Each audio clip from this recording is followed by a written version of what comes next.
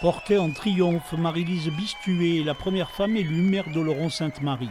Une élection municipale à suspense, la tête de liste de l'Union de la gauche l'emporte devant Clément Servat d'Hiver Droite pour une voix. Une délivrance même, je dirais une grande émotion, oui. On dit que les scores sont serrés à Oloron, une voix, et quand on dit pendant les campagnes chaque voix compte, il faut que les électeurs en prennent conscience, chaque voix compte. La tradition à Oloron de l'alternance entre gauche et droite est terminée. Bernard Uturi, maire sortant, a porté avec succès la candidature de Marie-Lise Bistuet. Pour la première fois depuis plus de 30 ans, une municipalité va se reconduire à Oloron. Parce que jusqu'à présent, ça a été une alternance dictée un peu comme si la démocratie flottait sur les humeurs du moment.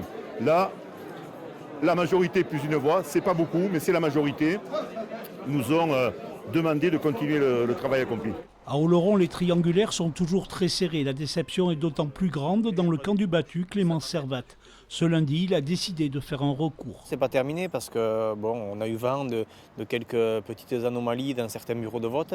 Donc on va faire un recours dès aujourd'hui et on va aussi demander un recomptage des bulletins pour s'assurer qu'il n'y ait pas d'erreur sur cette élection. Voilà, une voix, ce n'est pas rien et chaque voix compte, comme j'ai pu le dire lors de l'élection. Donc nous ferons tout en tout cas pour que la démocratie soit respectée.